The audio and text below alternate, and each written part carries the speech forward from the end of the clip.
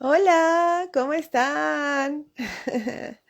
Qué rico estar de vuelta por acá, ya esperando a Moni, que se va a unir en unos minutitos, en unos segunditos.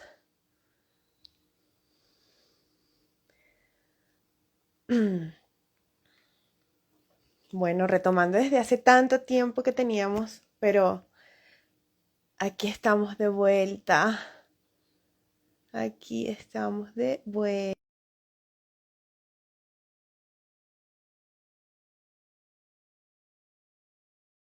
Pero por hoy en el live.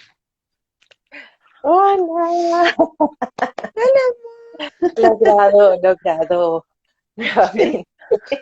Hola, Cari. Hola. hola, Mo. Siempre nos emocionamos de poder conectarnos sin problemas porque nunca sabemos hacerlo. Eso es lo más, sí, sí, sí, ese es como el gran paso, o sea, ya esto es una buena predicción de que este live va a estar muy chévere. ¿Cómo están? ¿Cómo estás, mi Cari? Bien, Mimo, muy bien. Aquí les estaba contando que, bueno, estamos perdidas, pero con muchas ganas de retomar nuestros proyectos y contarles qué estamos haciendo, pero que por hoy vamos a hablar de psico-oncología, de nuestro live programado, pero estaremos contándole nuevas actualizaciones. Y creo que eso es importante, o sea, que todo el tiempo, a pesar de que no hemos estado como muy activos en las redes y hemos estado trabajando mucho en cómo apoyar a nuestros pacientes, cómo apoyar a la familia, cómo apoyar a la pareja. O sea, hemos estado pensando y desarrollando herramientas muy, muy chéveres que las vamos a ir mostrando poco a poco y que sé que les van a servir un montón. Por ahí estoy viendo Mm, que ya está por ahí gente saludándonos y pues muchas gracias sí. por estar aquí con nosotras. Bueno, no sé si Sí. empezamos de una vez. Pues sí, para que nos dé tiempo, porque nosotras dos hablamos un montón. Entonces, empecemos. Acá, bueno, agradezco por el espacio. Siempre, pues, lo hacemos con mucho cariño. Saludos desde Venezuela. Ah, entonces, bueno, Moni, hoy es un día especial porque, pues, vas a enseñarnos cosas que a veces pasamos por alto o no conocemos y vamos a darle toda una hora de entendimiento al tema de la psiconcología o psicología oncológica, que también se le puede llamar. Entonces, vamos a empezar por contarnos, quiero que nos cuentes qué es la psiconcología y cómo llegaste ahí, o sea, qué te llevó a algo tan específico. Ok. Bueno, entonces, ¿qué es la psiconcología? Bueno, está la psicología que es, digamos, la carrera grande, que todos nos metemos ahí a estudiar y según afinidad cada uno va profundizando, ¿no? A mí me gustaba trabajar en hospitales, ¿no? Entonces, y en la parte clínica con la gente con depresión, con ansiedad y todo eso.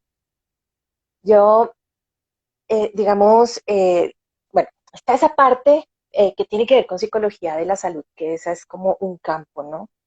Dentro de esa psicología de la salud va a estar la psicología oncológica. La psicología de la salud viene siendo un área o un campo de la psicología que ayuda a las personas a adaptarse cuando hay una condición médica o para prevenir cuando de pronto hay un riesgo alto de desarrollar una enfermedad, ¿no? Entonces, dentro de esa psicología de la salud, de manera general está la psicología oncológica, ¿sí? A uno le enseñan más o menos sobre cómo apoyar a pacientes oncológicos. Entonces, bueno, entro yo a trabajar a un hospital grandote y en ese hospital pues ya había trabajado en muchos servicios y demás y de pronto es que de forma ingenua yo digo, pues como yo hice ya mi especialización en psicología de la salud, pues seguramente eso va a ser fácil y ya sé qué hacer con pacientes oncológicos. Entonces, en la unidad de quimioterapia monté un programa, yo dije, esto es como soplando y haciendo botellas más o menos. Y pues no, o sea, cuando me di cuenta que habían muchos tipos de cáncer, que cada uno tenía un protocolo diferente, que cada uno generaba efectos diferentes, que no era lo mismo tratar una persona que tenía un cáncer de seno con una persona que tenía de pronto un cáncer de piel. que con el que tenían cáncer de tiroides, todos tenían necesidades diferentes, y yo decía, oiga, no, o sea, lo que a mí me enseñaron en un módulo allá en, en mi especialización no me está alcanzando, ni yo no estoy pudiendo entender.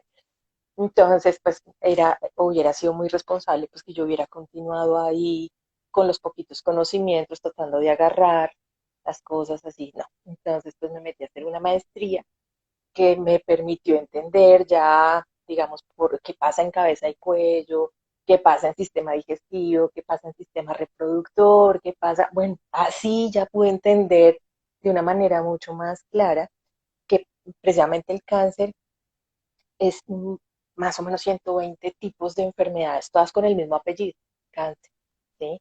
Entonces, y cada uno tiene su manejo particular y eso tiene efectos diferentes y la intervención que como psicóloga que yo tenía que hacer, pues iba a ser muy particular.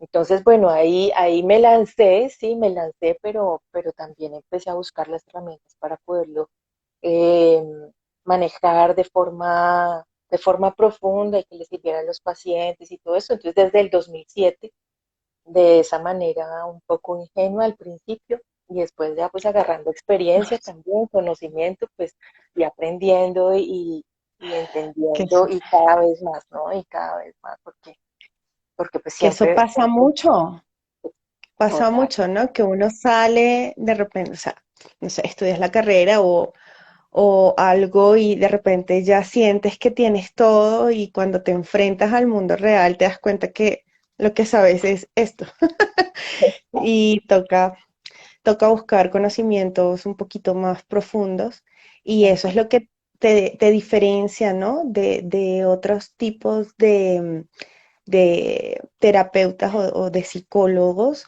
y es que estás afinada en cosas tan especiales y en saber cada paso a paso del procedimiento oncológico que no todo el mundo pues tiene estas habilidades tan precisas para poder ayudar. Y aquí viene la segunda pregunta y Ujú. es, ¿cuáles son los momentos en que interviene un psicooncólogo?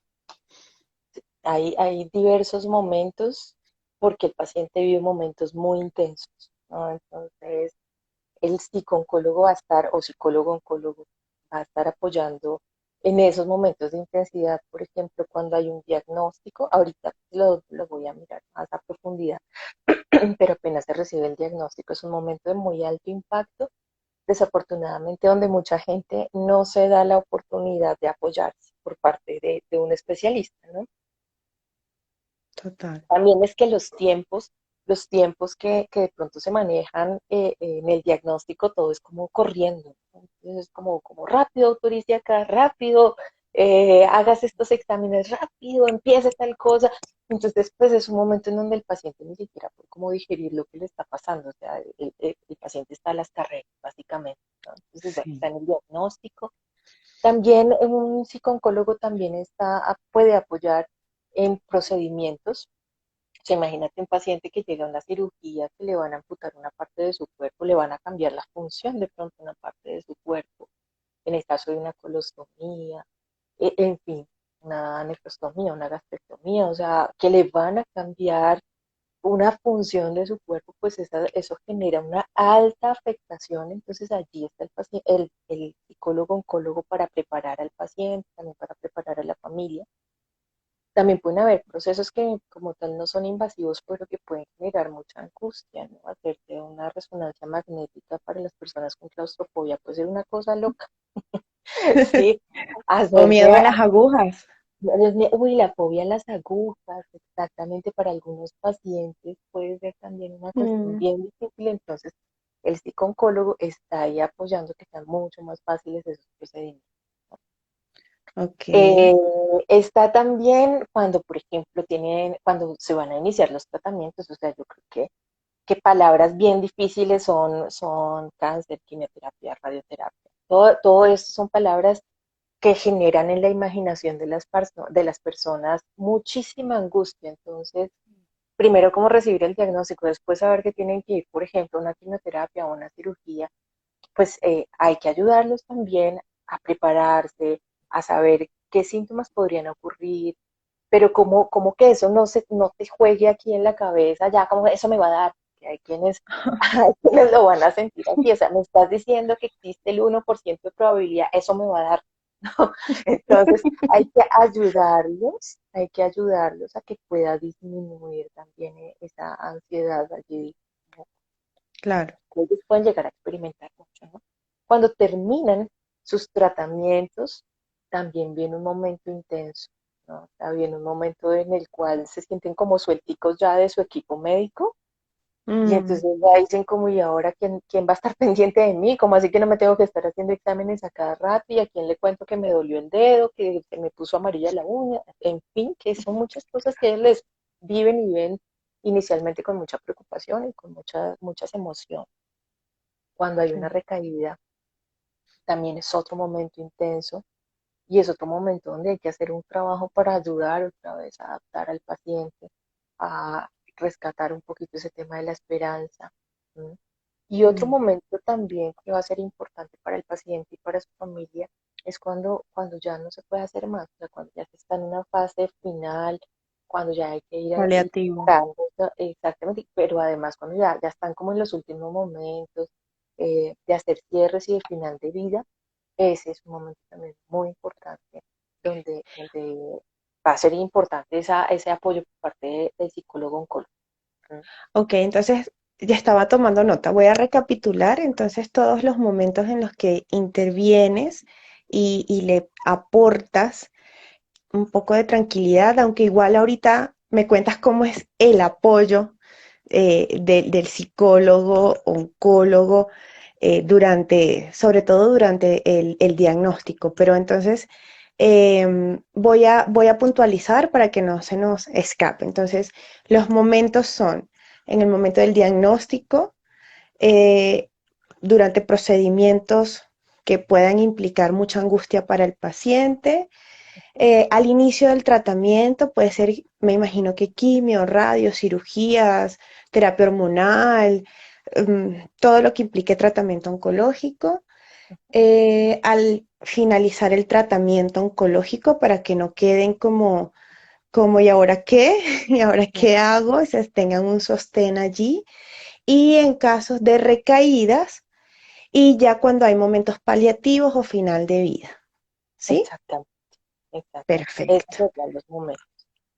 Ok, entonces ahora cuéntame cómo es ese abordaje ante un diagnóstico de cáncer, que como decías ahorita, es una palabra que deja mucho al imaginario y asusta mucho también, porque pues ha tenido una connotación en la historia como de algo muy fuerte, muy malo y muy se acabó todo, ¿no? Entonces, cuéntame un poquito cómo sería esto.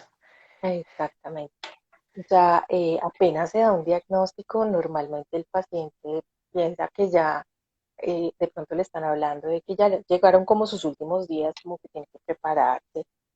Y desafortunadamente a veces el manejo de la información que se puede manejar incluso por parte del equipo médico también a veces puede generar esa confusión, ¿no? O sea, hay el médico Sí. general que de pronto dice, no, pues esto puede ser muy malo, pero cuando ya llegan donde el oncólogo, pues ya es una mirada también diferente, más integral, también más esperanzadora en muchos de los casos, ¿no? Entonces, ese apoyo pues se hace inicialmente con el paciente, con la familia, tratando de mirar cuáles son esas ideas que ellos tienen, cuáles son esas experiencias que han tenido que vivir, porque de pronto es que si tuvieron un familiar cercano con una enfermedad de estas, tienden a identificarse o una persona cercana, ellos tienden a identificarse si esto le pasó a mi mamá o a mi abuela y yo la vi morir de esta forma, como que de una vez sienten que ese es su caso, ¿sí? Mm, Resulta que no hay dos casos iguales, ¿no? O sea, no hay dos casos iguales, entonces así se llamen igual, así estén en el mismo estadio, en el mismo avance de la enfermedad, son dos casos totalmente diferentes y hay que ayudarlos a hacer esa separación, ¿no? Hay que mm, ayudarlos también porque a veces se comen el cuento, todos nos comemos el cuento, ¿no? Además de lo que nos cuentan las redes sociales y todo esto que tenemos que estar fuertes, no debemos llorar y entonces, o en determinados casos tenemos que tener fe y no tenemos derecho a poner en duda nada, pero resulta que las dudas sí están acá en la cabeza, ¿no? La claro. tristeza sí va ahí en la cabeza, entonces digamos que es un espacio, esa parte de psiconcología, como de poder canalizar un poco esas emociones, con esas ideas que puedan haber de dónde vienen, ¿sí? Y poder ir ayudándolos también como en esa gestión emocional, ¿no? Eso por un lado. Por otro lado, pues también es una tarea grande, es una tarea muy chévere, en medio de eso es una tarea muy chévere, el poder ir ayudando a los pacientes, ¿sí? A generar como una personalidad, como una identidad, más bien una identidad muy acorde al reto de sanar, ¿no? Normalmente los pacientes llegan y dicen, el médico dijo que el 70% de probabilidades era que yo me pudiera recuperar, ¿no? Y el 30% que no. Y entonces estoy tan angustiada por el 30%. Y entonces empezamos a trabajar, claro, y es que en automático va la cabecita de toda persona que le han dado un diagnóstico de eso. O sea, yo los entiendo porque en algún momento estuve muy cerca también de situaciones así y a uno la cabeza le juega muchísimo y le manda imágenes dolorosas y uno entra en mucha angustia y ese 30%, ese 10% le juega muy en contra. Y así es como el paciente empieza sus procesos, ¿no? Empieza su proceso de cirugía angustiadísimo, empieza su proceso de quimioterapia angustiadísimo. Y pues todo eso, pues todas esas expectativas negativas, de alguna manera, que van allí en automático y puede ser que uno no le cuente a nadie, ¿sí? Pero todas esas ideas van generando cosas, el poder de las expectativas.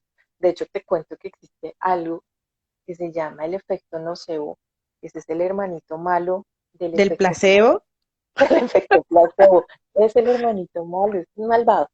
Está el efecto placebo y son aquellas, digamos, como beneficios que uno experimenta frente a una expectativa positiva de un medicamento, por ejemplo, ¿no? A ti te dan Ujú. unas pastillitas que son solamente una agüita, simplemente, que tiene algún tipo de sabor, que echaron un poquito de azúcar, ¿no? Y dicen, tómese Y te estas curaste. goticas para dormir y usted duerme profundamente, ¿no? Entonces, así pasa también, por ejemplo, con los anticonceptivos que vienen unas pastillitas, unas que son evidentemente de otro color y uno se las va tomando y el cuerpo va haciendo una reacción perfecta como si estuviera tomando el medicamento como tal, ¿no? Está el efecto nocebo.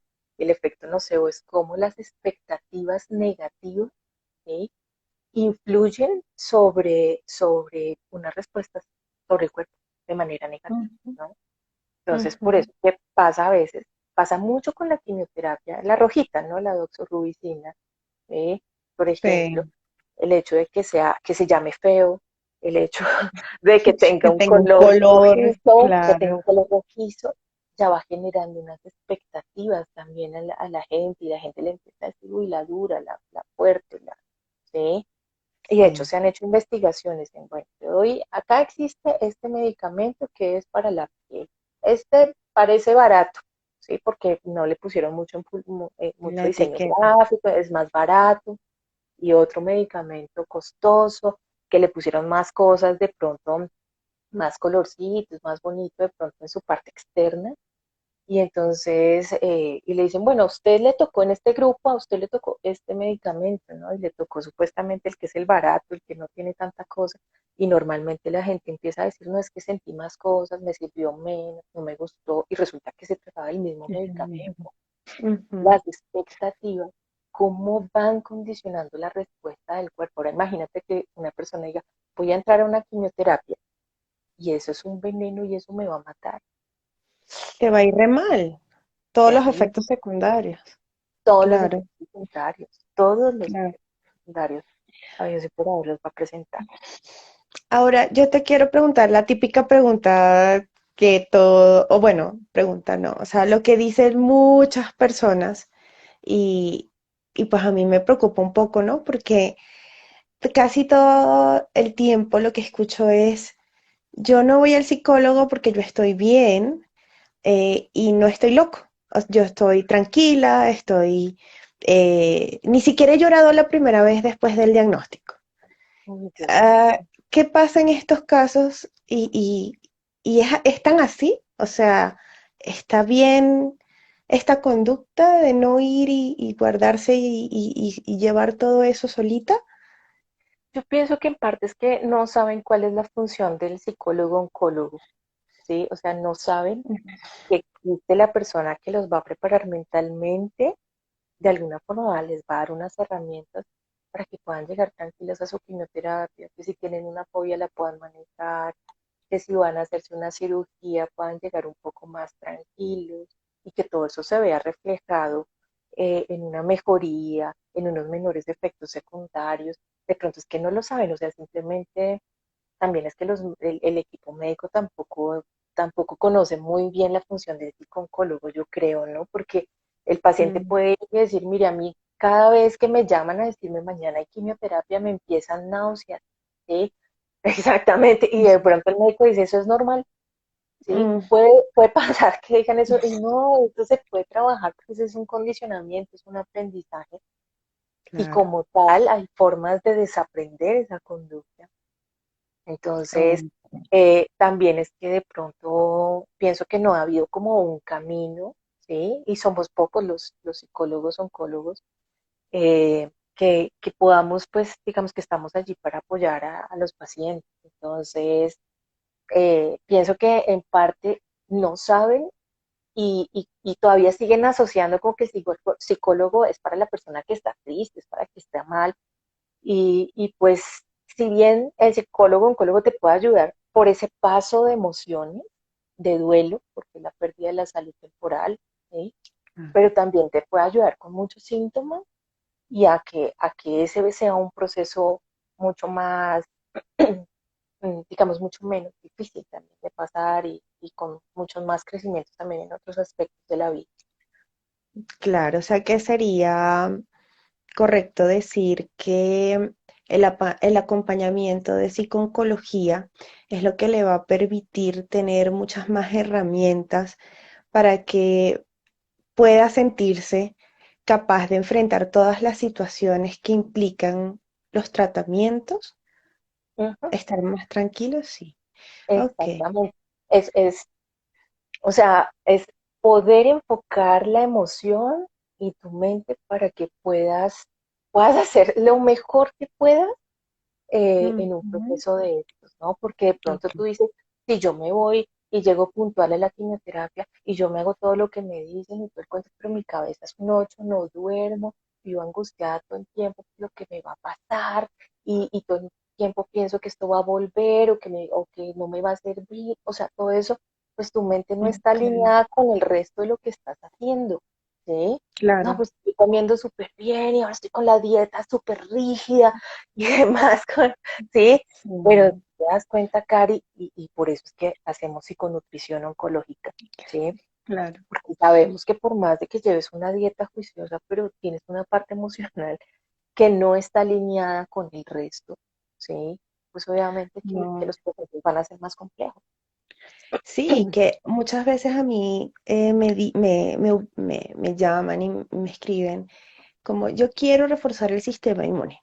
O sea, yo quiero que tú me ayudes a que mis defensas estén fuertes. Yo, ok, sí, pero muchas veces que encontramos que el paciente hace desde el punto nutricional todo lo que pues uno le está formulando, le está ayudando, le está indicando y tiene una angustia tremenda pues hay una situación que le está generando mucho estrés o definitivamente está muy triste, todavía no sabe cómo afrontar todo y así se tomen y coman todo lo que pueda subir defensas, ese cortisol que está allí las va a bajar, o sea, es que internamente esa angustia, ese estrés o esa tristeza no gestionada eh, no te va a permitir subir las defensas. Por ejemplo, en algo tan particular como este ejemplo, ¿no? Pero sí creo que todo lo que tiene que ver con la parte de emociones está estrechamente ligado con el resto de cosas, alimentación, tolerancia a tratamiento, efectos secundarios, inclusive me atrevería a decir que recaídas a este punto también, pues creo que las emociones no gestionadas pueden pasar una factura muy cara, por por pues toda esa angustia que se vive ahí reprimida, ¿no? Entonces, me parece muy valiosa esta tarea y me parece importante rescatarla y que las personas aprendan a apoyarse en algo tan esencial como la psiconcología. Ahora, Mo, cuéntame, cuando un paciente va a una cirugía, a un procedimiento, que me decías, por ejemplo, algo, van a extirpar un órgano que es importante, que es vital. De repente estamos hablando de el estómago o un riñón o parte del colon, que bueno, forma parte pues de nuestro tracto digestivo. ¿Cómo juega allí esa intervención? ¿Cómo tú puedes ayudarle a que enfrente esta situación? Porque pues te están quitando algo muy valioso y el resto del cuerpo tendrá que aprender también, ¿no? A hacer tareas diferentes o a hacer ajustes importantes. Entonces, ¿cómo es esa intervención acá? Bueno, y eso no solamente con los órganos vitales, o sea, yo creo que si uno pierde un dedito, o nada más, una falange, una uña, sí, o sea, nada más ponerse uno como en esa tarea de no es válido solamente porque perdiste algo grande de tu cuerpo y vital, sino que es que cualquier pérdida, el cabello, por ejemplo, que es una pérdida temporal, ¿sí? La pérdida del periodo, ¿no? Cuando de pronto cuando tienen que tomar medicamentos, pues cuando está la quimioterapia y se suprime o sea, entran en una menopausia temprana las mujeres, ¿no? O sea, Ujú. algo que habían tenido durante tanto tiempo, de pronto ahora ya no lo tienen, ¿no? O sea, es una cantidad de duelos, ¿sí? Independientemente de la magnitud, y a los que hay que poderlos pasar por allí, o sea, no es solamente obligarse a que ya lo tengo que aceptar y punto, ¿sí? O sea, Ujú. no, ahí ojalá con ese apoyo de psicología oncológica poder hacer un proceso de duelo, por un lado, ¿no? Por ejemplo, en el caso de la pérdida de una mama, ¿no? O sea, el poder agradecer y despedirse de una parte del cuerpo. Lo que pasa es que a veces piden de pronto el apoyo de psiconcología cuando ya perdieron una parte del cuerpo, cuando de pronto la cirugía no tuvo unos resultados que no eran los esperados, cuando se sienten muy tristes porque no habían podido como prepararse para esa despedida de esa parte del cuerpo. No solamente eso, sino, por ejemplo, volviendo al mismo caso, en algunos, bueno, que vamos a poner una prótesis, ¿sí? Se va a implantar una prótesis, ¿no? ¿Y cómo le das la bienvenida a esa prótesis? O sea, ¿cómo puedes aceptar el hecho de que algo externo a ti te va a ayudar? ¿Mm? Porque habrá quienes digan, no, hay médicos que de pronto sí dan esa oportunidad, tócala con tus manos, siéntelo, mira, está hecho así, y puede haber, digamos, como todo un proceso mental también y de explicación y de Claro. comprensión de lo que va a suceder, pero habrá otras personas que no y de pronto van así muy sin saber cómo son los procedimientos, con unas expectativas, de pronto esperaban, en muchos casos en el cáncer de mama quitan el pezón y de pronto no esperaban eso o esperaban que inmediatamente hubiera nuevamente un seno y en algunos casos no, es un proceso paulatino de Claro. ir rellenando en algunos casos, de acuerdo a la técnica que vayan utilizando, que sea adecuada para ellos. Entonces, es todo un proceso de acompañar ese proceso prequirúrgico, ¿sí? Y adicionalmente poderle dar herramientas al paciente para que a través de técnicas psicológicas pueda manejar el dolor, aprenda a manejar el dolor, aprenda a manejar la ansiedad, que es normal, ¿sí? Y se vaya dando ese proceso de duelo. ¿Qué es lo que sucede normalmente con las personas que tienen estas herramientas? Pues que tienen menores estadías en hospitales, ¿no? O sea, menor cantidad de tiempo hospitalizados, menores infecciones, menor dolor, mayor percepción de bienestar a pesar de estar en un hospital. Eso de decir cómo me ayudaron, me atendieron, me Mm. cuidaron, ¿no? Y aquellas Ujú. personas que llegan a la cirugía súper ansiosas, pues llegan también con cifras tensionales De la altísimas, atención.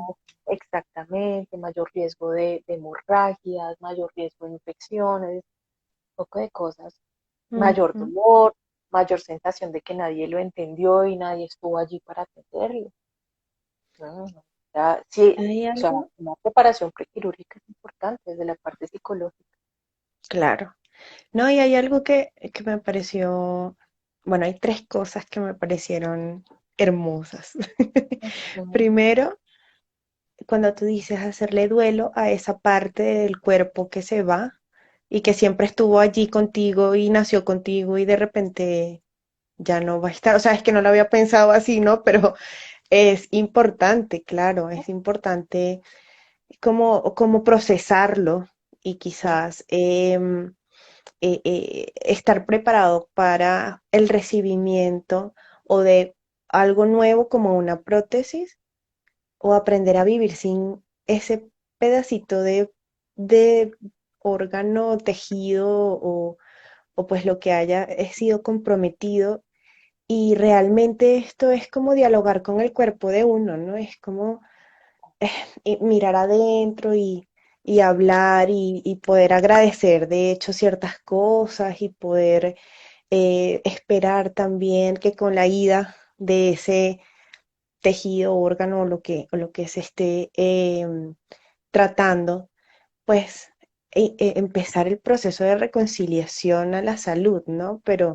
Pero mirándolo así, obviamente tiene mucho sentido. Es que muchas veces los tiempos no dan y de hecho creo que se desconoce que esto se hace, o sea, de que hay una posibilidad de eh, hacer un duelo, de agradecer y de aceptar otras condiciones. Y además que dijiste algo muy chévere que me parece importante volverlo a decir y es que es normal tener ansiedad frente a esto, ¿no? O sea, ¿quién no tendría ansiedad? O sea, esa es la pregunta, porque todo el mundo espera, me refiero a la familia, al equipo médico, de hecho, cuando llega el paciente a la sala y es como tranquilo, relájese y no sé qué, o sea, si no tienes una preparación previa, ¿cómo pretendes llegar relajado a algo que asusta tanto y que genera ansiedad? Entonces, como que creo que es importante tocar este tema y decirles, tener ansiedad frente a esto es una emoción normal, pero hay modos de canalizarla y pues hacer que las cosas fluyan mejor, ¿no? Pero ujú. no es no sentirla, ¿cierto? No es no, y de hecho, la preparación prequirúrgica desde la parte de psicología, o sea, yo creo que ningún psicólogo puede decir es que yo mando en ceros a una de ansiedad a un paciente en una cirugía, no. O sea, Claro. y yo creo que eso ya sería como muy extraño, porque es que una cirugía en medio de todo, pues sí, es un cambio, es una amenaza a tu identidad, a tu integridad, sí, va a haber un cambio, ¿sí? Claro, Y eso va a afectar. La cuestión es que puedas ir un poco más tranquilo, ¿no? Y que tengas herramientas, que sepas, oiga, estoy experimentando ansiedad, estoy experimentando ujú, dolor, ¿qué puedo hacer desde la psicología? ¿Qué puedo hacer para claro, estar más tranquilo? ¿Cómo puedo de pronto, en un momento de mucha angustia, cómo puedo ayudar a que mi corazón vaya un poquito más lento, a que mi respiración vaya un poquito más lento, a que yo pueda a veces solicitar el apoyo que necesito, a veces necesito una manito que alguien me dé y sentirme tranquila, pues porque estoy ya en el quirófano y las cosas están sintiendo demasiado reales. ¿M? claro.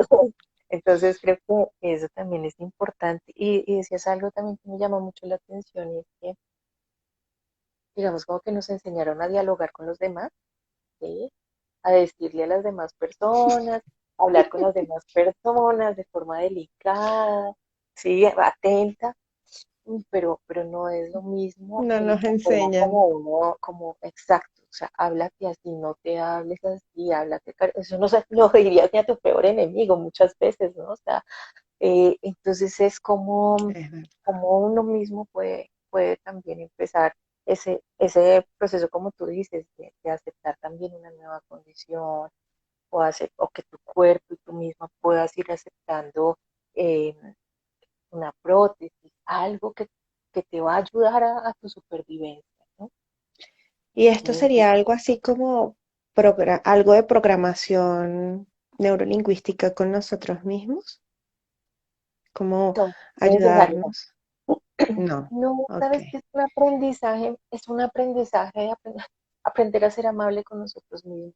Esa es toda una tarea, o sea, muchas veces uno desde cositas muy chiquitas, ¿no? O sea, hice mal esto, me Mm, equivoqué en esto, lo hice todo mal, no, como soy de bestia, como lo hice de mal, como sí, sí.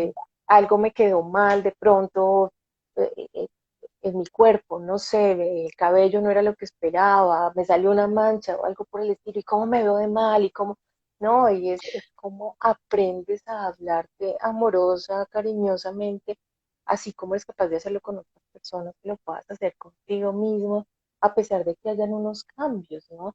Pero si tú lo que te Ujú, dices es, por ejemplo, pasaba con algún paciente que quería, pues nada, sus amigos querían reunirse, pero tenía una colostomía, ¿no? Y la colostomía es esa apertura que se le hace al intestino para que las heces ya no salen normalmente por el ano, sino que salen es hacia una bolsita, ¿sí? En el abdomen. Ahí está como esa, como, ¿cómo lo llamo? Como esa salida, sí. ¿sí? Una conexión Esa con una conexión, bolsita. exactamente, con una bolsita, exactamente. Resulta que la bolsita a veces tiene sonidos, a veces tiene olores, a veces pueden haber accidentes, tal cual, especialmente en esa parte inicial en donde están aprendiendo cómo es el tema de la alimentación, cómo va funcionando. Y resulta que esta persona quería ir a verse con sus amigos, pero le preocupaba mucho el tema de la bolsita y que de pronto fuera impertinente la bolsita, ¿no? Entonces, pero fue aprender a saber qué era lo que para esta persona era lo más importante y lo más importante no era la bolsita, lo más importante era quiero estar con mis amigos, ¿sí? O sea, quiero poder estar allí, quiero poder contarles que esto me está pasando y que a veces esto ocurre y es normal en esa nueva normalidad que está viviendo. Ujú, ¿Sí? ok. Ok, o sea que aquí lo más importante, una de las cosas más importantes también es aprender a hablarnos bonito, a tratarnos bien, de mí para Exacto. mí, porque es Ujú, verdad, yo creo que uno de los errores que tenemos es que nosotros somos los críticos más fuertes, somos nosotros mismos. Y esto es una de las cosas que a lo mejor puede ser muy difícil y muy complicada de llevar, sobre todo en un proceso de estos donde ya hay demasiadas cosas que están ocurriendo como para uno mismo darse látigo con con estas palabras tan difíciles que nos decimos nosotros. Entonces, ya exacto. digamos que es una forma muy bonita de reconciliarse, sería la Ujú, palabra quizás.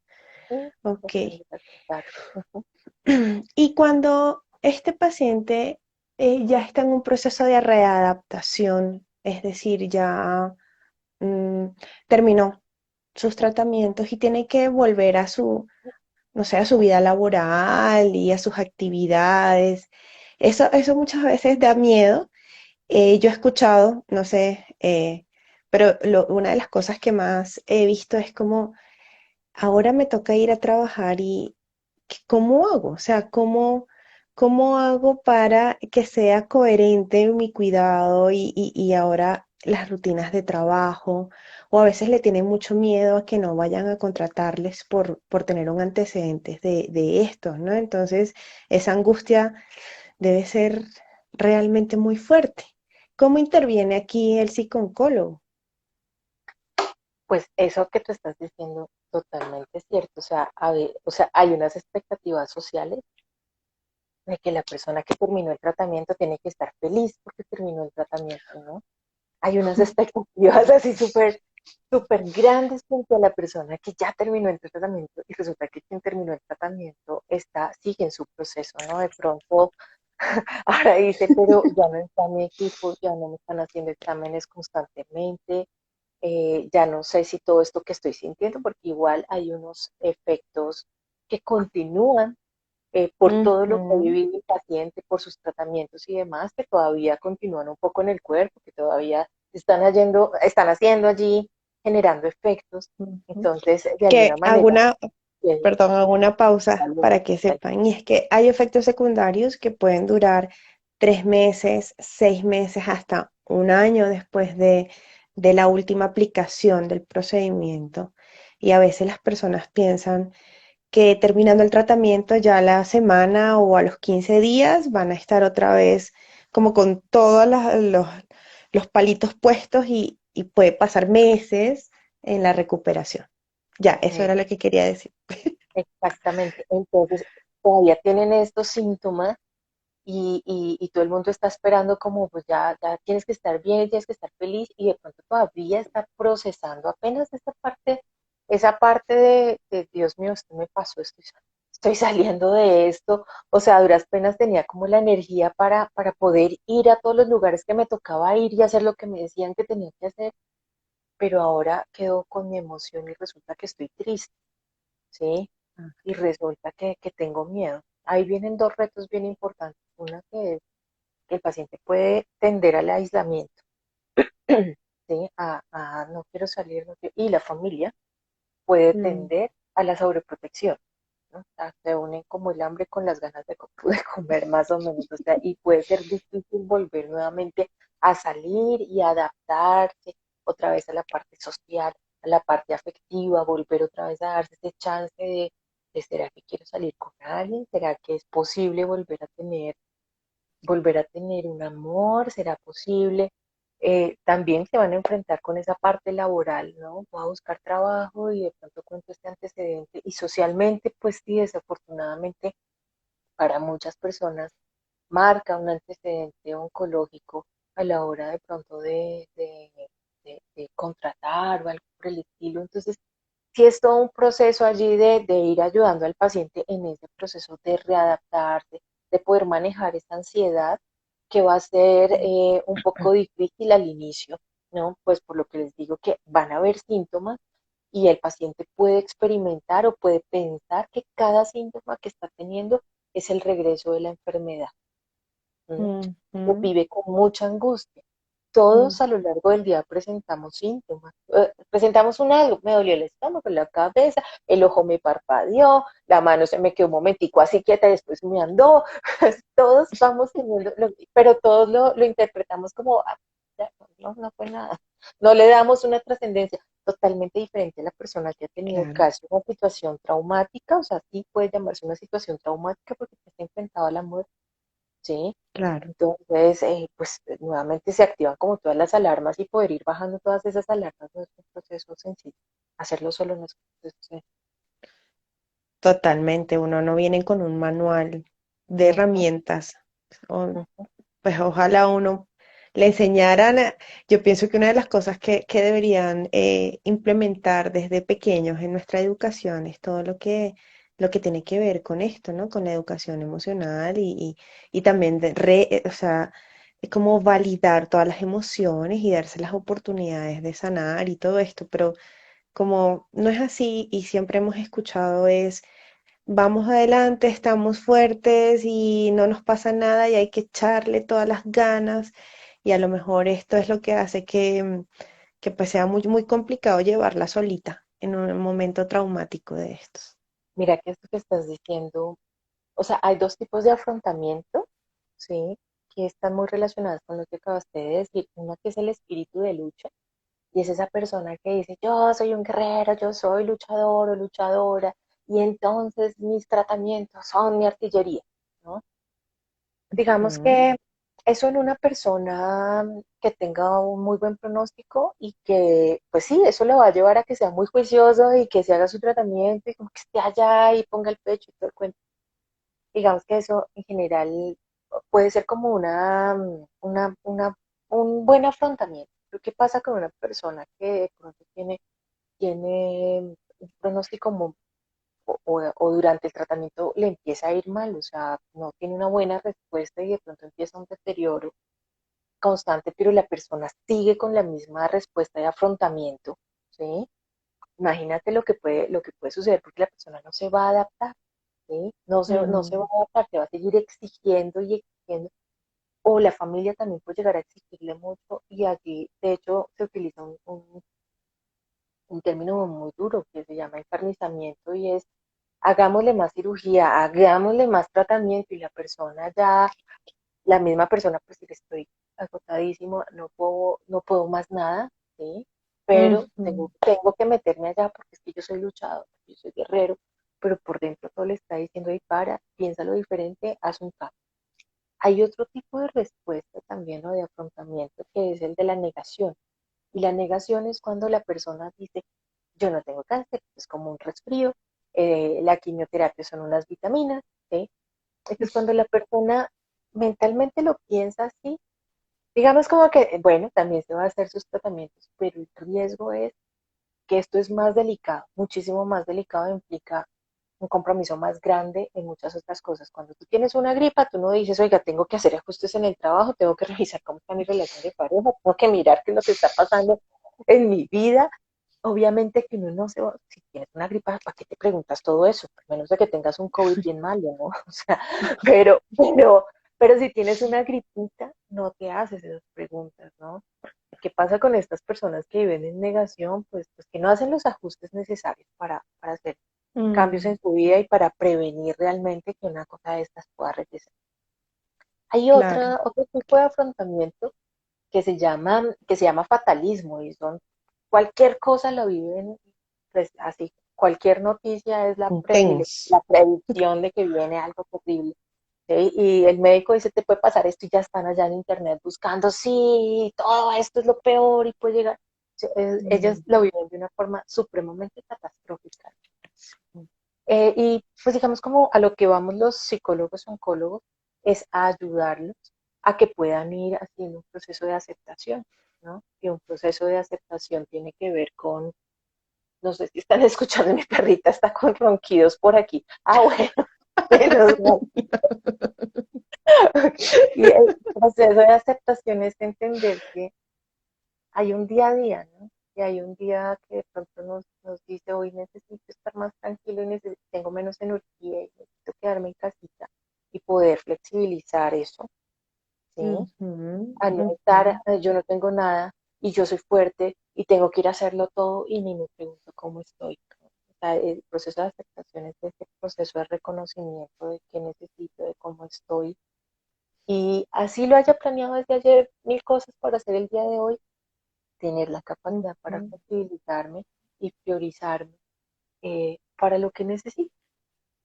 O sea que está bien darse el permiso de descansar o de poner un alto a las rutinas que a veces son extenuantes. Yo he visto también mucho a pacientes que de repente tienen unas jornadas laborales muy, muy exigentes y ellas piden que se les haga el tratamiento un viernes para descansar y seguir el ritmo otra vez como si nada, básicamente el resto de la semana. Y, y pasa mucho.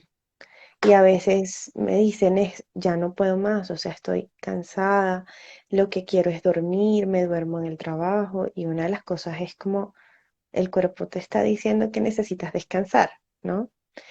Pero cómo darse estos permisos? Es la pregunta que a veces es muy difícil encontrar como el equilibrio entre mantener algo de la rutina, pero también entender que estamos en un momento de vida donde las prioridades son otras, ¿no? Y el problema es que eso está como tan validado por la sociedad. Tienes cáncer y vas a quimioterapia y también trabajas. Uy, cómo eres de guerrera y de fuerte. No, no, no, Ujú, no te estás priorizando. Lo que está pasando es que no te estás ujú, priorizando en una situación que necesita que te priorices, ¿sí? Totalmente, tu salud es lo primero, ¿no? Entonces, exacto. creo que también es como empezar a generar criterios propios, ¿no? O sea, porque a veces a uno, hay pacientes que dicen, es que a mí de chiquita me enseñaron que la cama era mala. No, o sea, a veces cuando estás enfermo no es mala, la necesitas dormir un poco más, necesitas descansar, necesitas bajarle al ritmo, pero Claro, eso implica ya salirte del, me enseñaron de chiquita que, sí, claro, ahora bueno, claro, de grande, ¿qué piensas tú? ¿Sí? Y de grande, ¿de verdad qué piensas tú? Entonces creo que es, claro. es poder salir de esa necesidad de estar agradando, ¿no?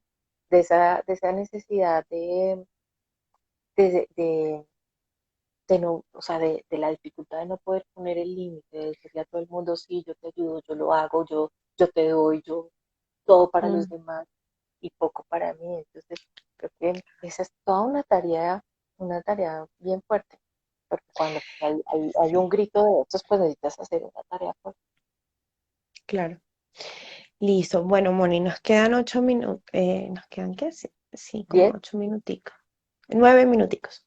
9. Entonces, dos preguntas. Y bueno, no sé si de repente quieren preguntar algo antes de terminar por acá en el comentario, pero pues la pregunta es, am, ¿cómo es tu abordaje o cómo ayudarías tú a una persona que esté en final de vida, cuando ya definitivamente es un diagnóstico que no tiene ningún pronóstico alentador? ¿Y qué le recomendarías a una persona que está pasando ahorita por un diagnóstico de cáncer? Ok, bueno, la primera es darle herramientas para que pueda empezar esta persona a hacer su cierre. Normalmente el cuerpo da muchas señales, da muchísimas señales para que le han venido contando, así la persona no tenga ni primero de primaria, pero la persona sabe que su cuerpo ha venido en un deterioro progresivo y que está muy malito y que seguramente pronto viene la muerte, ¿sí? Mm, Entonces, pues, poderlo ayudar y yo creo que el tema de la muerte, siendo que es algo muy duro, es tan importante como el nacimiento. Y date cuenta cómo nos preparamos para el nacimiento de un bebé, hay cursos, desde estamos organizando el lugar, los espacios, las rutinas, estamos haciendo una cantidad de cosas que nos ayudan a adaptarnos a esto, pero a la hora de cuando una persona estamos viendo que se está yendo, como que no sabemos qué hacer, nos congelamos y como que hay quienes lo que hacen es qué hacemos para que se mejore y qué cirugía le ponemos y qué tratamiento le hacemos y todo esto. No, o sea, también hay que ayudarles, no solamente al paciente, sino también a la familia, porque es un momento de recoger la cosecha.